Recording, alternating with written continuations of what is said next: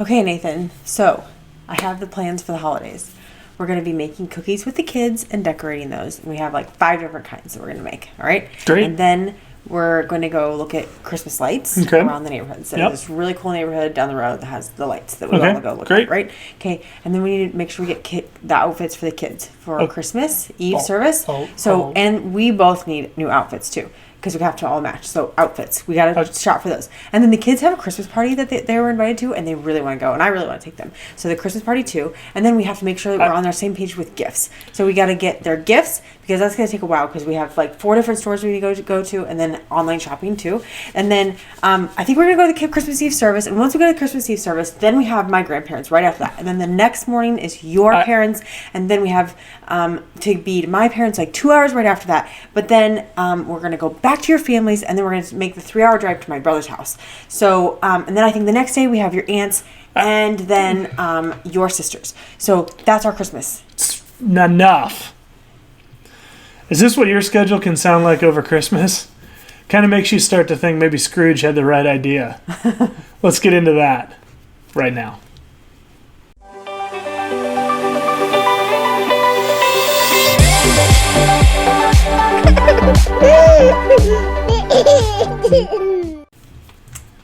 Hey everyone, I'm Andrea Warnock. I'm Nathan Warnock. And you are tuning into Marriage by Design, and this is Family Friday, a time where we get to talk to you about God's design for family, what we see in the Bible for what God says about parenting and family, and then how we live that out practically. That's right. So this month we're talking all things Christmas. Exactly like that. And we're talking all things matching shirts. We're not doing that. We just realized that we match, and isn't it so cute? It's super cute. So we are spending all month talking about Christmas. We're hoping to make it a super practical month, answer a lot of questions we've gotten over the years about Santa Claus and how do we make Christmas less stressful, and what's the right and wrong way to do Christmas. And so today we're talking specifically about how do we de-stress Christmas. So often couples get married or growing up really enjoyed Christmas, had positive memories. You get married, you have children, and the joy can be stolen really easily from Christmas, which is crazy because for us, getting to watch our kids enjoy Christmas should be like one of the most joyful parts of the year. The problem is it's really easy for this season to get completely overrun by clutter. Yep. So that is what we're going to talk about today. How can we de-stress Christmas? Right. And I'm thrilled because to start out, we get to have Andrea talk about one of the things that I really enjoy when she talks about. This is something that she came to me with, probably a couple years back now at this point. But we had been talking about how you find an interesting thing in the Bible, which is that we so often think, we're going to work really hard, and then when we finish this project we're working on, we've reached the pinnacle, we get to enjoy the work that we've done.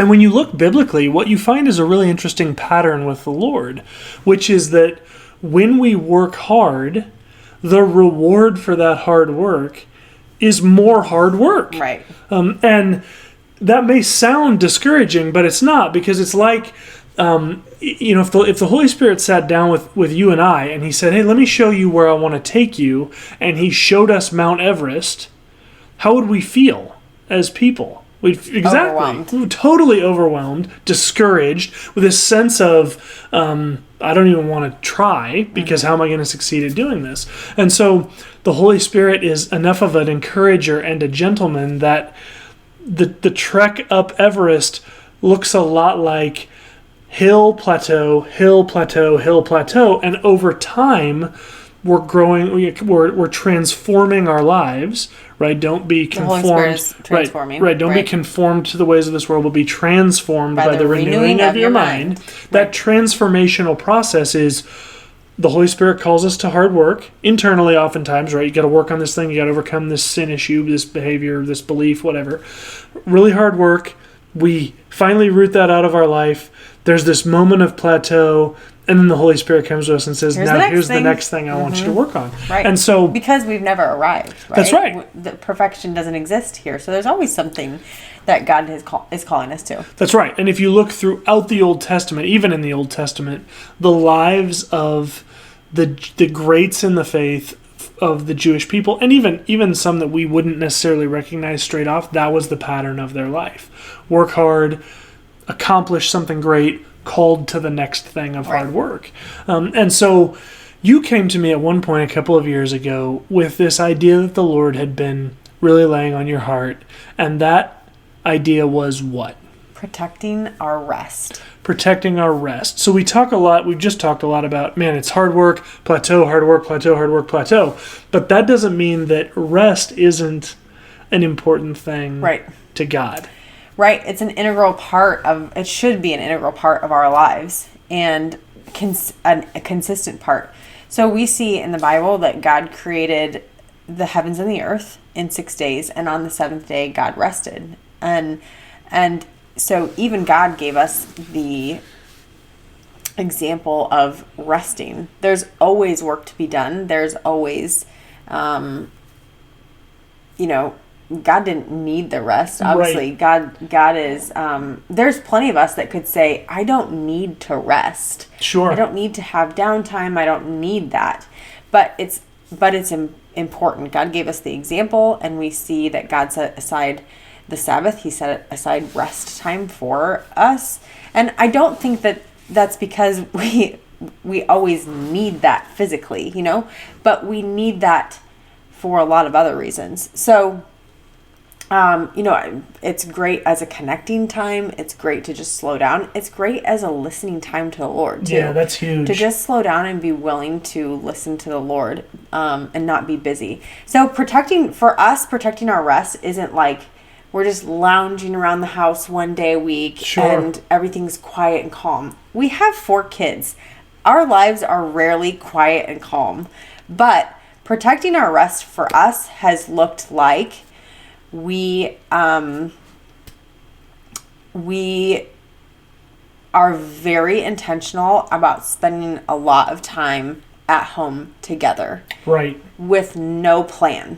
So there's not we have to run here and there to sports, or we're going to get so involved in these things that we're constantly going, and doing things without the whole family and all that. We have found that it's so important for us to be a family very often. Right. And to be a family in our home very often.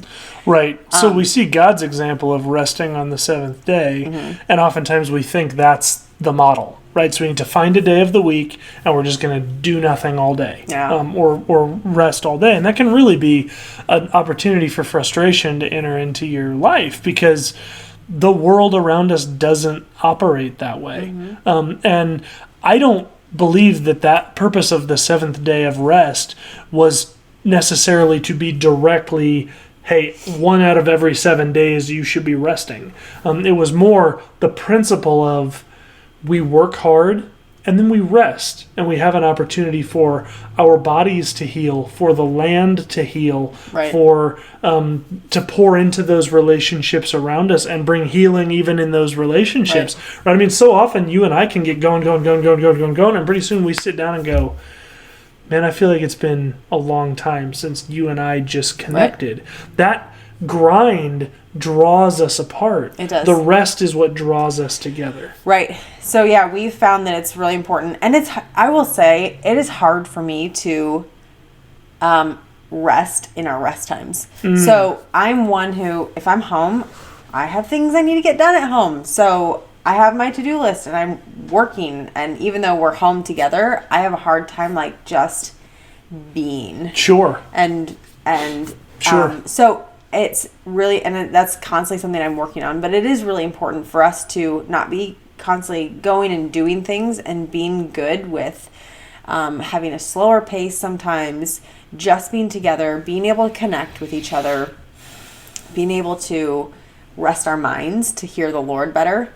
And And sometimes our rest is going and doing something. Sure. Sometimes we do an outing as a family, and it's just, we're just our family. We're doing this at our own pace. Yeah, and it's good. And we're doing this for however long we are enjoying it, and it is restful for us. Like, going to the zoo can be really restful for us. Sure. But it's rare that that's something that we consider our rest time, because we typically like to just not go anywhere.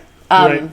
Yeah, this is a bonus. I will give a bonus tip that you have introduced into our lives as we've talked through it. So if you are a saver, like someone, Andrea, Me. is in our family, it's easy to go, you know what, let's pass on the membership to the zoo, and just we'll pick a day and we'll just go do the zoo. Mm-hmm.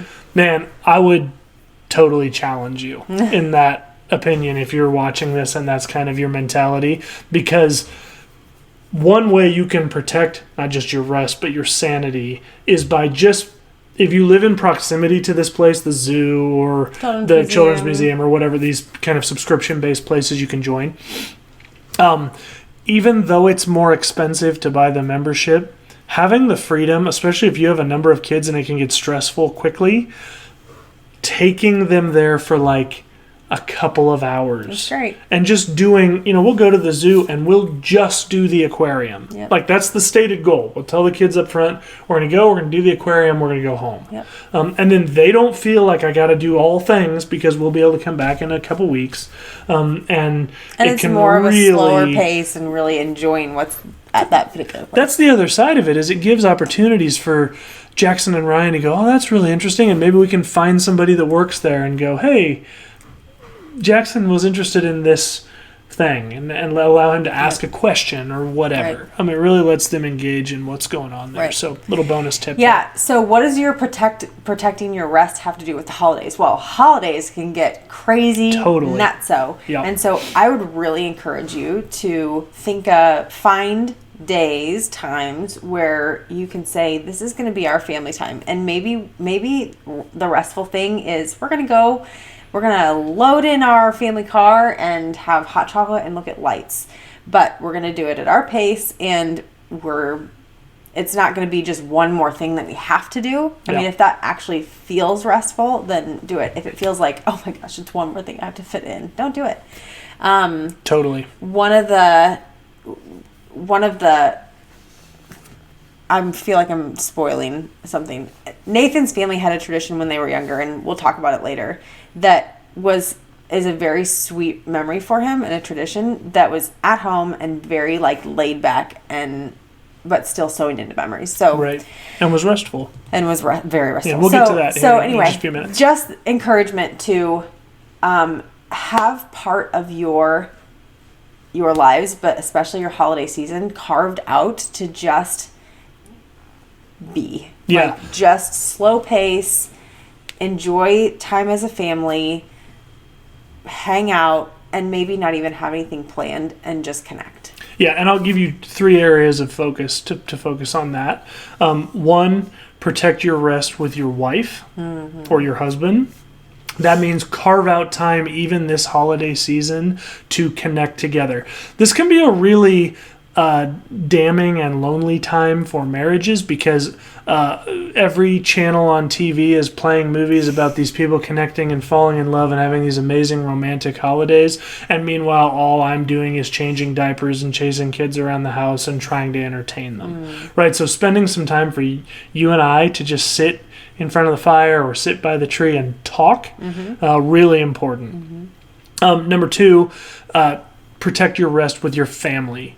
Right, have opportunities to connect with your kids, with your spouse, together as a family during this season, because it's really easy for the kids to start adopting this idea that the holiday season's really all about me. And taking times to connect as a family and talk about each of your other kids, right, if you have more than one, or if you only have one, to maybe talk about another family right? And say, hey, what was your interaction like with these guys? And connect as a family and get our kids' focus off of themselves and onto those around us is important. And the last and most important thing is protect your rest with the Lord. Now, this was one thing we see Jesus did an amazing job of in the Gospels of Matthew, Mark, Luke, and John. He would go away. It didn't matter how crazy what was going on, how much people hated him or loved him. He went away to just spend time with his Father. Yep. That's so important. So in this crazy season, steal some time away. Steal some time away. It's good.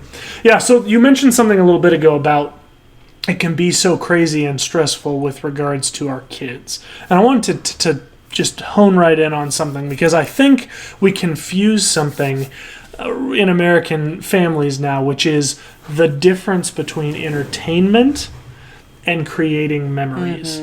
We've adopted this idea that in order to create memories, I need to create entertainment. Right. And so, it's really that idea that a lot of the commercial, advertisements and things around us are predicated on. Right. If you don't take your kids to this restaurant, if you don't, or your spouse, or if you yourself don't go, whatever.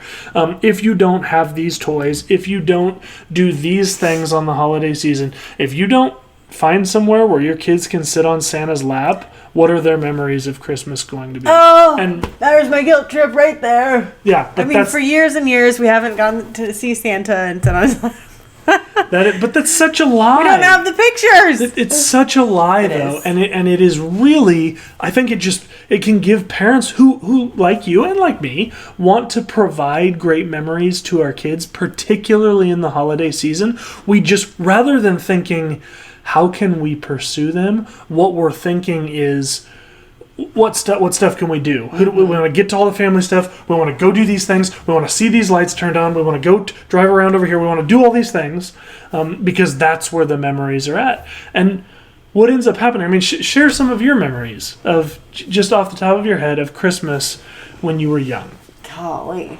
I'm remembering, what pops in my head is Christmas morning and just hanging out together.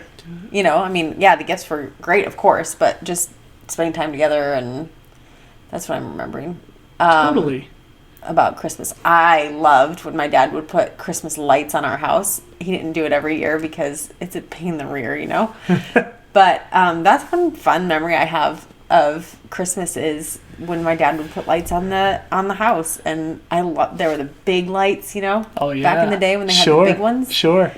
I don't know. It was just so sweet I don't know. And probably for you, it felt like, okay, now it's Christmas. Yeah, it was just it was just sweet, and I loved seeing our house lit up like that. And I knew it was a pain, and so I was grateful when my dad would do it, and sure, and it was great of him to be willing to. So, because he was doing it for us, right? Yeah, I remember that. I remember the decorating the Christmas tree. Our tradition with that was to, they'd bring out all the Christmas stuff, and we'd decorate the Christmas tree and have pizza delivered and have graham crackers and frosting, and I feel like I could remember every single one of those. It's great. But yeah, it was just... It's great. It's great. For me, you hinted at it earlier, but my family had a tradition of every Christmas, first of all, under no circumstances could you even talk seriously about Christmas before Thanksgiving. That was completely forbidden in my home, spearheaded by my mother. But the day after Thanksgiving, we would or that weekend, we would get the Christmas tree up. We would decorate it as a family. We all had individual Christmas ornaments that we would all put up, each of me and my siblings.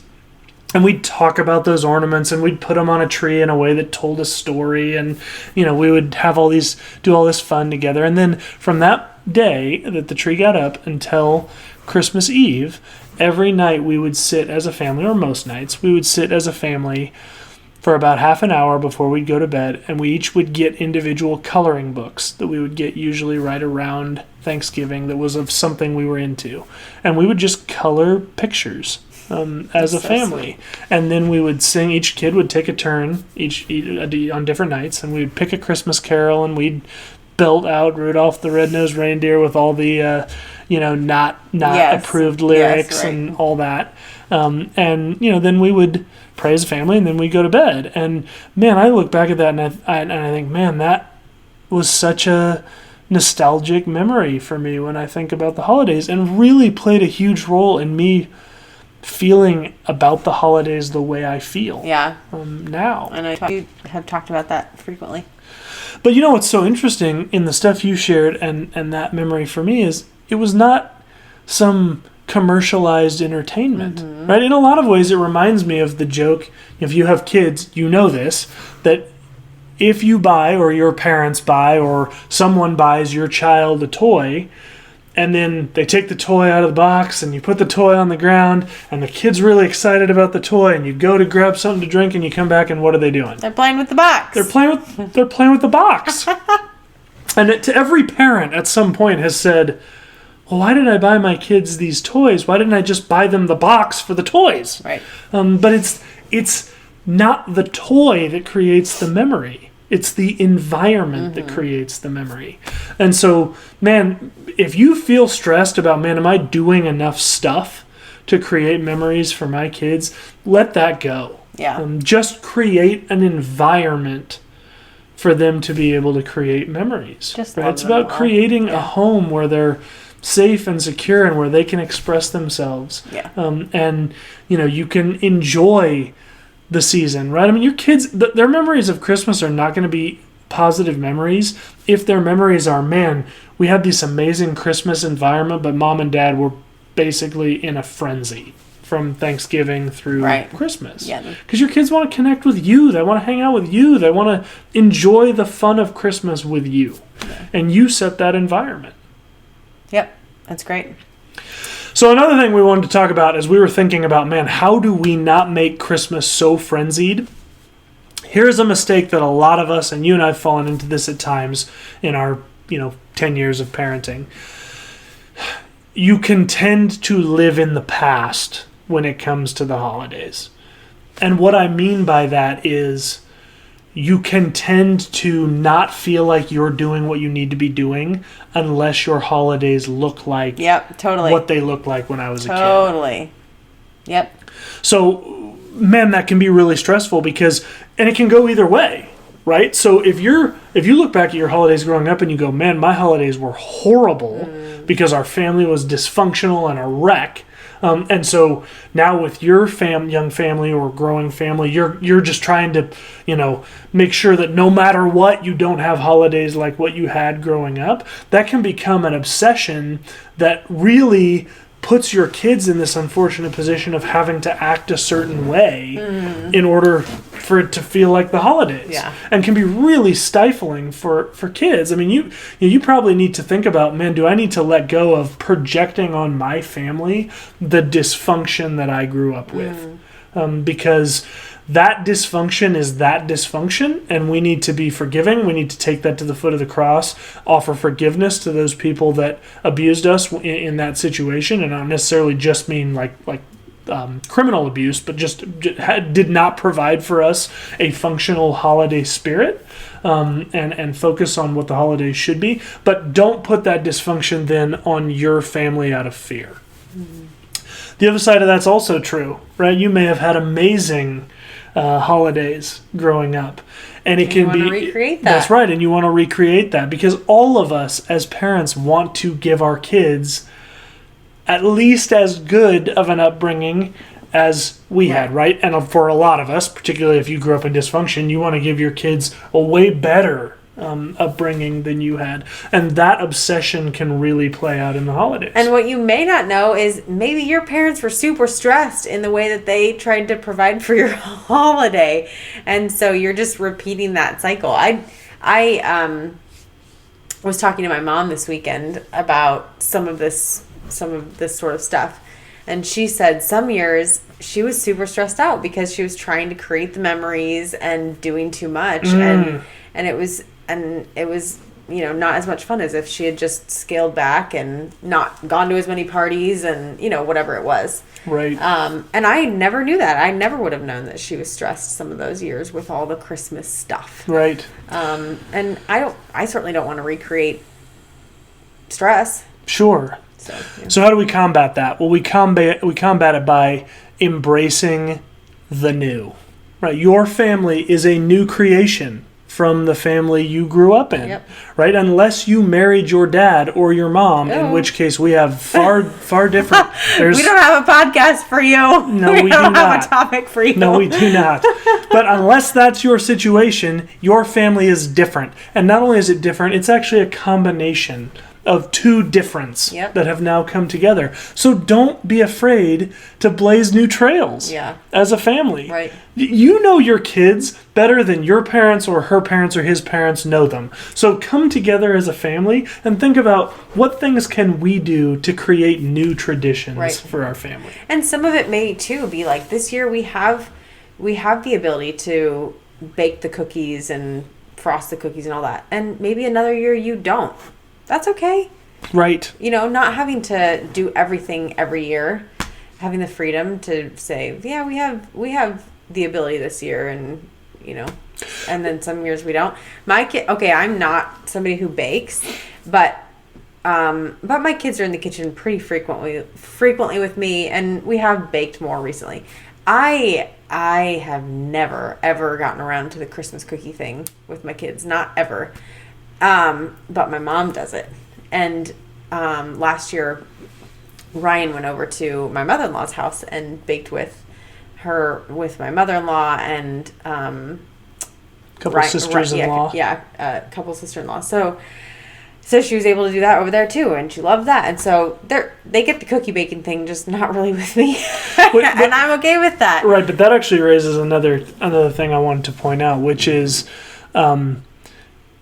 All of the traditions that you take part in don't have to be our tradition. Yeah. Right? I mean, if your family or his or her family have some traditions, feel free to let your kids take part in that. Everything doesn't have to be your thing. Yeah. The other side of this is not everything this time of year has to be a tradition. Mm-hmm. Right? If you decide this year to bake cookies, you don't have to commit to baking cookies every year for the next 18 years till your kids are out of the house. That's right.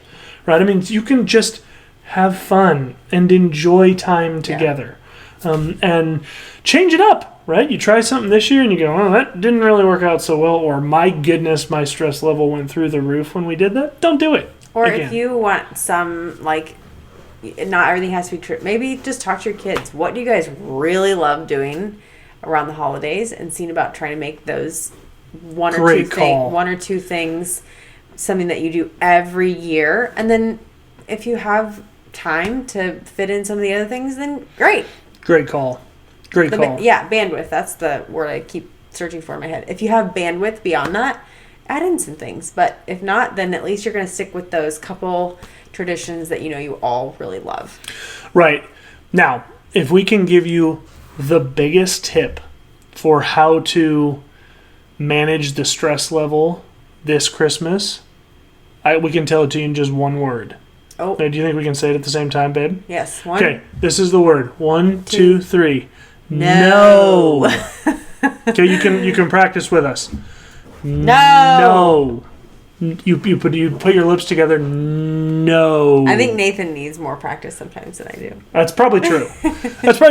But it's huge. That's important all year long to manage stress with regards to your family and to prevent things from stacking up and accumulating your time, your resources. You have to say no. Right. And that can be really difficult, but really important this time of year, because so many couples we know of have parents who maybe probably are good. They're not intending any ill will, but can be very manipulative this time of year with regards to hanging out with them on Christmas Day versus the in-laws some other time, or if you're going to go with your in-laws in the morning, you really need to be over here by 11:30, or it's going to screw up the whole thing. And we own your family, right? It's your family. And don't be afraid to say, you know what, Mom, no, we're not doing that. this year. And it isn't a personal offense. Yeah. It's that we have to protect this season for our family as well. Right. And be cognizant, too, of what you're saying no to, and maybe next year you can say yes to that. So if this year it's like, hey, Mom and Dad, I'm sorry, we can't be there for Christmas morning because we're doing Christmas morning with Nathan's family, maybe switch that up next year and say yes to the other family the next year. I will add in on top of that, you don't have to say no the way I just said it. Right? I mean, that's as you and your spouse are talking about it. But I agree with you. I think it's important to go to your in-laws or go to your parents or go to your siblings or go to your church if they're trying to get you involved in too many things and just say, you know what? It's really important for us to protect our family in this season. And that means we've got to be really choosy about the things that we're involved in or not involved in. And you know what? This year is just not going to be the year for that. But we would love to, if it's your parents, we're not going to make it on Christmas Day this year because we're spending it with my wife or my husband's family. But could we come hang out with you guys the day after, the day before, 2 days after, whatever it is. Right. If it's traveling, just tell them, you know what, we can't do it this year. We'd love to spend time with you, but we just don't have the resources this year. We don't have the time, whatever the case is. Love you guys. It's nothing to do with that, but we need to make difficult decisions for our family, and this is what we're doing this year.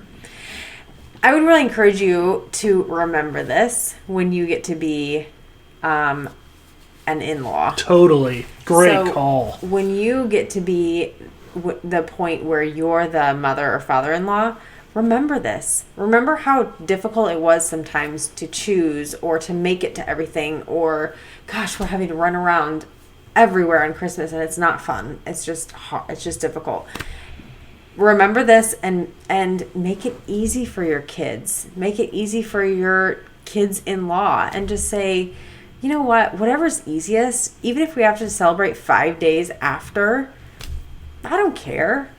Yeah. Let's just celebrate when it makes sense. If we're celebrating the day of, great. If we're not, that's fine. I would just love to be able to get together if it works sometime around the Christmas season. Sure. And so just remember that and remember that, gosh, it feels so good when I have to say no and somebody gives me a lot of grace with that. Yeah, that's true. And a lot of understanding. That's great. And you know what? For some weird reason, this is like a rite of passage. I mean, there are so many people that as young married couples or young families were going, man, I'm not ever going to be like that. And then you get to have grown kids with families and it's like all of a sudden it becomes this, well, I paid my dues, so now it's your turn. Right? Man, that's so destructive. Yeah. Like, just, man, let's go out of our ways to serve, to serve other people and love on them and understand where they're coming from. Yep. It's good. Last thing we want to leave you with, guys, 1 Peter 5:7, you will probably recognize it. Cast all your anxieties upon Jesus because he cares for you.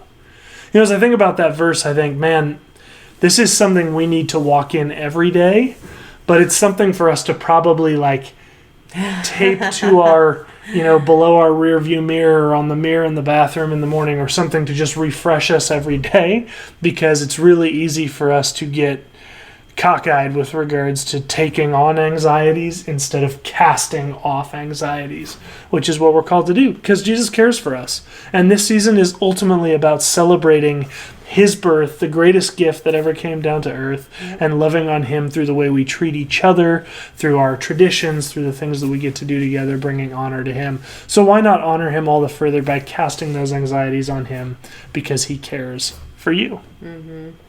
Guys, thanks so much for joining us. I hope you found something meaningful in this episode. We'd love for you to comment down in the comments below on some things that you do to de-stress during the Christmas season. Or what are some really great traditions that you have? Yeah, I would love that too. And let's talk about that. Join us on Sunday evening, 8:30. We will be talking with you live, and that will be the question. Share with us some of the traditions that you've adopted into your family with regards to the Christmas season. I want to know.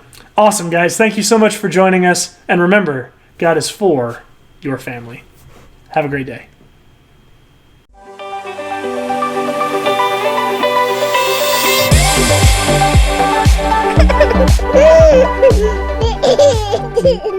Thanks for tuning in to Marriage by Design.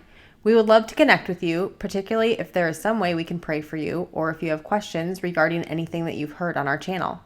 You are welcome to email us at marriagebydesignpodcast@gmail.com. Otherwise, you can check us out on Instagram at Marriage by Design Podcast or on Facebook by searching Marriage by Design Podcast. Don't forget to subscribe to our podcast so that you can find out right away when new content drops. Finally, if you want to see our faces, all of our podcasts are released in video on demand format on our YouTube channel, Marriage by Design.